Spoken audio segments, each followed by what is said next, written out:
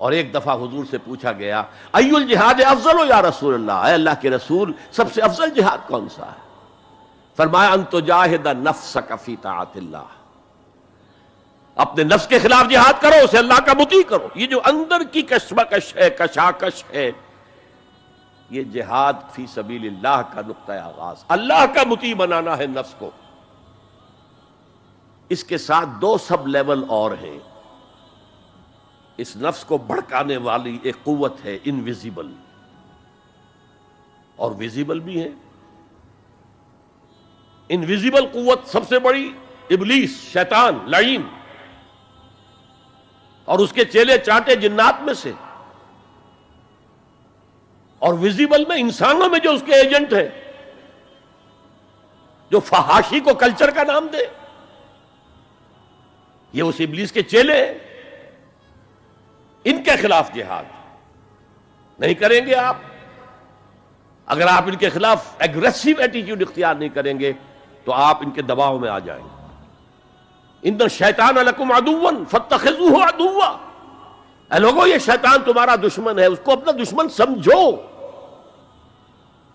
وہ تمہیں سبز باغ دکھاتا ہے، بدی کو مزین کر کے دکھاتا ہے، اچھے اچھے نام اس کے رکھ دیتا ہے، اور تمہیں آمادہ کرتا ہے بدی کے ارتکاب پر۔ نہیں، وہ تمہارا دشمن ہے۔ افتتخذونہ وذریتہ اولیاء من دونی، تم مجھے چھوڑ کر اسے اور اس کے چیلے چانٹوں کو تم اپنا دوست بناتے ہو۔ نہیں، شیطان کے خلاف جنگ کرو۔ اور تیسرا اس پر سب لیول کیا ہے؟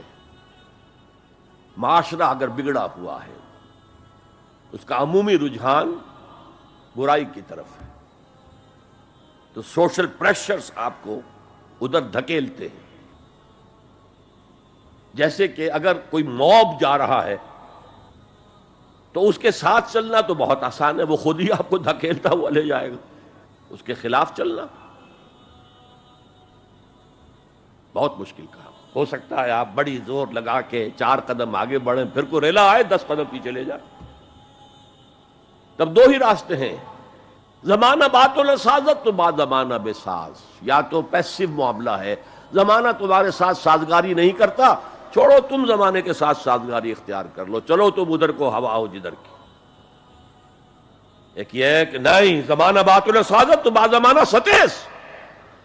زمانہ اگر تمہارے ساتھ سازگاری نہیں کر رہا تو زمانے سے جنگ کرو، لڑو، ریزسٹ کرو۔ تو 3 جہاد ہو گئے فرسٹ لیول کے، 3 سب لیولز۔ نفس امارہ، اڈ، لیبیڈو، نفس حیوانی کے خلاف جہاد،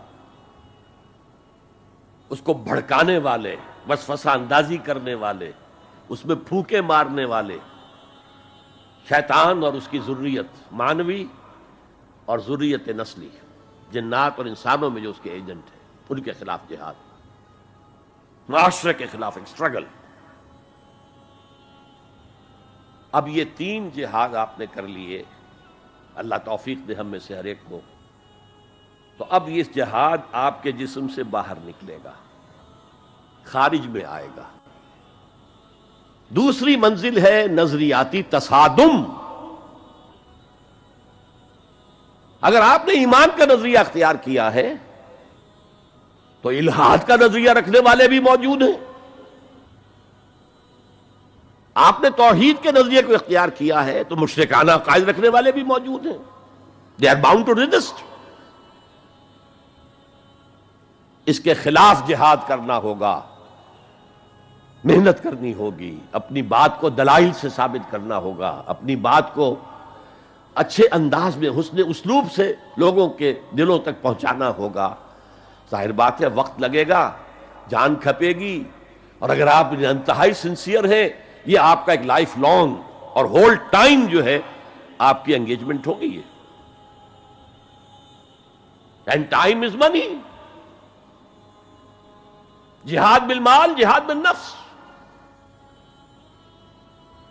یہ ہے دعوت و تبلیغ کہہ لیں اسے، اپنے نظریات کو پھیلانا کہہ لیں۔ آخر مارکسسٹ نے اپنے نظریات کو پھیلایا، پہلے پیور فلسفی کی سطح پر ٹاپ انٹلیکچوئلز کو دنیا کے انہیں پوزیس کیا. اس کے بعد ادب کے ذریعے سے، ڈراموں کے ذریعے سے، شاعری کے ذریعے سے، افسانوں کے ذریعے سے وہ فکر جو تھا، طبقاتی شعور، کلاس کانشسنس کا شعور پیدا کیا. اور ہوتے ہوتے یہاں تک کہ ریڑی والے کے زبان پر بھی لفظ آ گیا استحصال. اتنا ثقیل عربی لفظ، استحصال کر رہے ہیں. یہ سارا کام یوں ہی تو نہیں ہو